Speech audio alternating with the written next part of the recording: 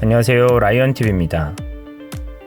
일본이 한국의 경제 핵심을 공략한다는 것이 반도체 부품 소재였습니다. 반도체 부품 소재 3가지에 대한 불확실성을 키워 시장에 보이지 않는 피해가 있었습니다. 그런데 좋은 소식이 들어왔습니다.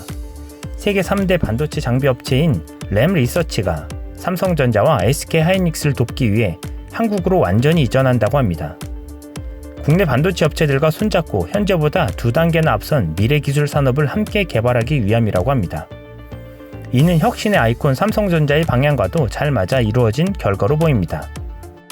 한국에 있는 반도체 소재, 부품 장비 업체들과도 함께 협력해 공동 개발을 추진 중에 있는 것으로 알려졌습니다. 국내 반도체 소재 부품 업체들의 기술력과 안전성이 확대될 것으로 보입니다. 일본이 반도체 소재 부품으로 한국에 수출 규제를 해왔던 것들도 모두 국산화하는 데 함께하는 것입니다. 최대 75%까지 국산을 목표로 하고 있다고 합니다. 전 세계 반도체 산업의 76%를 생산하는 한국 반도체가 전 세계의 메모리 반도체 기술과 시장을 앞으로도 쭉 선도해 나갈 것을 예측한 판단이라는 분석이 나오고 있습니다. 실제 19일 업계 IHS 마켓의 보고에 따르면 삼성전자가 올해 3분기 D램 시장 점유율 47%로 메모리 반도체 시장 부분에서 전 세계 독주를 이어갈 것으로 전망했습니다. 이는 램 리서치의 한국 이전도 영향을 끼친 것으로 보입니다.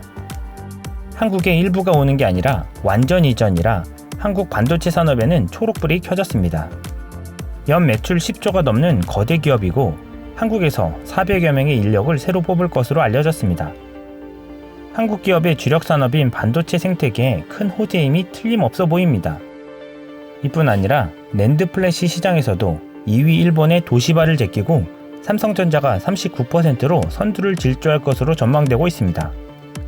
한국 경제의 핵심을 타격하려던 일본의 계획은 자본주의 흐름 앞에 무릎을 꿇은 모양새가 되었습니다. 반도체 소재 부품의 높은 점유율을 무기로 시장 경제를 좌지우지하려던 일본이 자초한 일입니다. 결국 일본의 소재 부품 기업들은 희망의 물꼬가 사라진 채 애타는 신세가 되었습니다. 이상 라이언TV였습니다.